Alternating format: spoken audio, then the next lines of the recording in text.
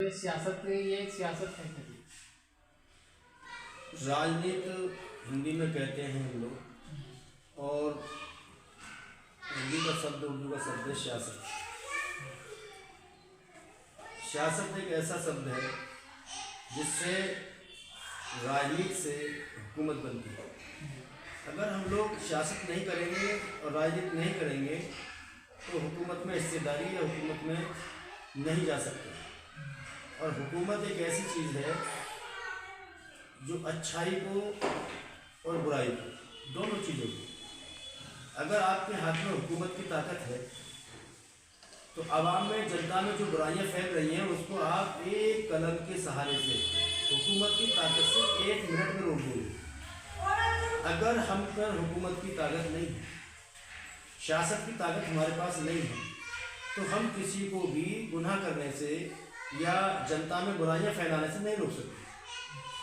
तो मैं जो सियासत करता हूँ, मैं जो राजनीति करता हूँ, वो सिर्फ इसलिए करता हूँ कि कुरान में एक आयत आई है, अमर बिन मारूफ नहीं अनिल बिन मुनकर।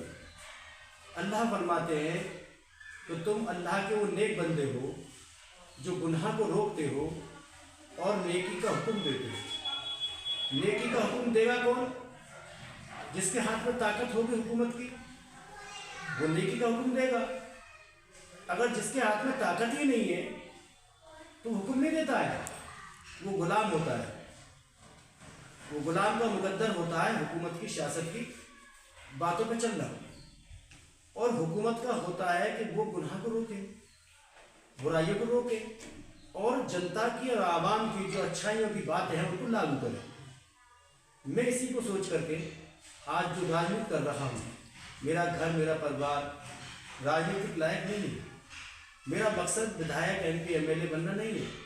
मेरा मकसद है कि हिंदुस्तान के अंदर एक अच्छी लोग सियासत करें और एक अच्छी पार्टियां हुकूमत में आएँ और वो अपने ज़ेरे हुकूमत में गुनाहों को रोकने का, जो बुराइयां हैं उसे रोकने का काम करें।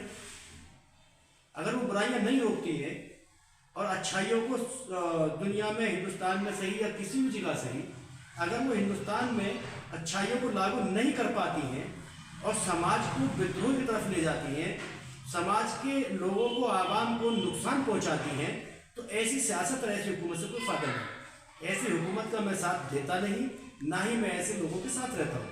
लेकिन साफ शुद्ध छवि की राजनीति जो लोग करते हैं उनके साथ पहले से ही मेरा एक मन है कि जो लोग गुनाह को रोके, बुराइयों को रोके और जनता को, आवाम को अच्छी बातों में ले जाए, उन्हें खाने का, पीने का, शिक्षा का, रोजगार का, दवाई का सारा इंतजाम बढ़िया करे, ऐसी सरकार हो, मैं उसकी हिमायत करता हूँ। और ऐसे ही नेता की मैं हिमायत करता चला रहा हूँ। अगर मैं देखता हूँ कि कोई सियासी पार्टी या कोई सियासी राजनीतिक नेता अगर वो दुबक करके, छुप करके समाज के साथ तो कुछ और मुखौटा है और बाद में उसका एजेंडा कुछ और है, ऐसे की मैं भर्त्सना करता हूँ, विरोध करता हूँ और ऐसे नेता के पीछे में चलने का काम नहीं करता। जब मैंने देखा हिंदुस्तान की राजनीति में एक बहुत बड़ा उतार चढ़ाव चला, जब मैं समाजवादी पार्टी में था, मैं प्रदेश सचिव भी था और जिलाध्यक्ष माइनॉरिटी का बुलंदशहर का रहा, मेरठ मंडल में रहा, तो मैंने कुछ हालात को बदलते बदलते देखा। अगर आज उस टाइम की सियासत को देखिए, मुस्लिम समाज के लोगों को झंडा दे करके, पट्टा दे करके उन्हें एक नेता बनाने की कोशिश की गई, मगर उनको वो हालात में एक सियासत और सत्ता के अंदर जो हमें हिस्सेदारी मिलनी चाहिए थी नहीं मिली। तो हमने सत्ता के रहते हुए समाजवादी पार्टी को इस्तीफा दिया, छोड़ दिया, कुछ दिन अपने घर पर रहे। मगर राहुल गांधी एक ऐसी शख्सियत है जिन्होंने, चाहे कोरोना काल रहा हो, चाहे GST का मुद्दा रहा हो, चाहे पेट्रोल की वृद्धि रही हो, चाहे गैस के रेटों में वृद्धि रही हो, अदर्स कई ऐसे मुद्दे हैं जो गरीब समाज और मजलूम और बेसहारा जनता के ऊपर बोझ डाल दिया गया। पूरे हिंदुस्तान में कोई विपक्ष का आदमी बोलने को तैयार नहीं था। उस टाइम राहुल गांधी ने उठ करके आवाज दी, कहा कि ये गलत हो रहा है, जनता की तरह से इनका फैसला नहीं हो रहा है। जनता की आवाज बन के खड़े हुए राहुल गांधी जी, उन्हें मैंने टीवी में डिबेट में देखा, उनके टीवी में खबरों में देखा, उन्हें संघर्ष करते हुए देखा और ये देखा कि वो बुराई के खिलाफ लड़ रहे हैं।